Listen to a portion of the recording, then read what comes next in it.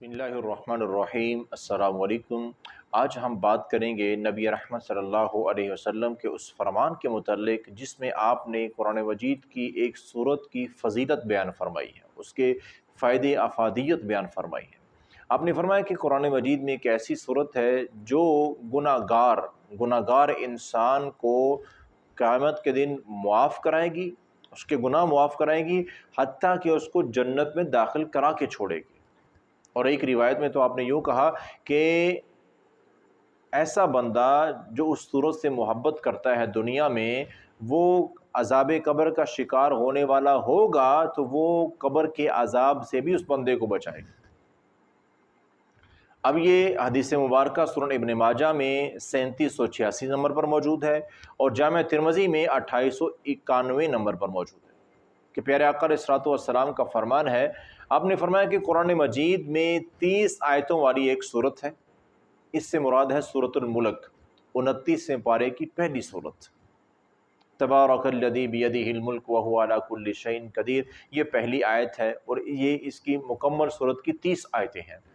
تو آپ نے فرمایا کہ 30 آیتوں والی ایک صورت ہے جو اپنے تلاوت کرنے والے کی اس وقت تک سفارش کرتی رہے گی جب تک کہ اس کی بخشش نہیں ہو جاتی۔ اور پھر آپ نے آخر میں کہا کہ وہ صورت ہے تبارک الذی بیدہ الملک، یعنی کہ سورۃ الملک 29ویں پارے کی پہلی صورت۔ اب اس کی فضیلت بیان کرتے ہوئے پیارے آقا علیہ الصلوۃ والسلام کا فرمان کیا ہے کہ جو بندہ رات کو سوتے وقت عشاء کی نماز کے بعد ایک بار اس صورت کو پڑھ لیتا ہے، اور جن کو زبانی یاد ہے 5 منٹ بھی نہیں لگتے، اس سے پہلے پڑھی جاتی ہے۔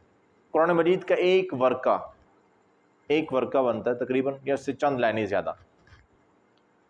تو یعنی کہ 30 آیتیں ہیں۔ تو ایک آیت میں نے پڑھ دی ہے، کتنا ٹائم لگا اس کو پڑھنے میں؟ تو دیکھ لیں 5 منٹ کا، یعنی کہ ایک بار سورۃ الملک عشاء کی نماز ادا کرنے کے بعد پڑھ لینی چاہیے۔ اور اس کے پڑھنے کے فائدے کیا؟ جو بندہ معمول بنا لیتا ہے نا، اور روزانہ عشاء کی نماز کے بعد سورۃ الملک ایک بار پڑھ کے پھر سونا ہے۔ اگر زبانی یاد نہیں تو کوئی عیب والی بات نہیں ہے، قرآن مجید کو کھولیں۔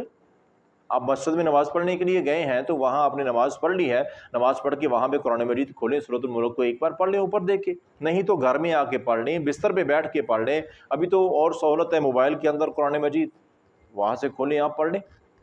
آپ لیٹ کے پڑھ سکتے ہیں، بیٹھ کے پڑھ سکتے ہیں، کوئی حرج والی بات نہیں۔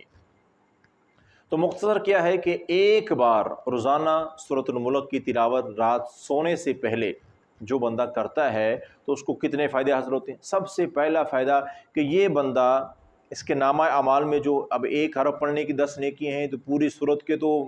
سینکڑوں حروف ہیں، تو ہزاروں نیکیاں بن جاتی ہیں، یہ تو الگ سے ہے، اجر میں اضافہ ہو رہا ہے۔ دوسرا بڑا فائدہ کیا ہونے والا ہے کہ جیسے یہ بندہ فوت ہوگا نا،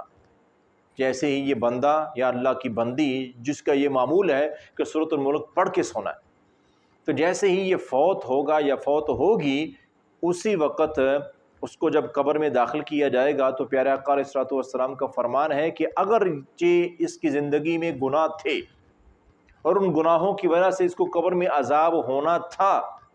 اور عذاب ہونے والا ہوگا، تو یہی سورۃ الملک آ کے اس بندے کو قبر کے عذاب سے بچا لے گی،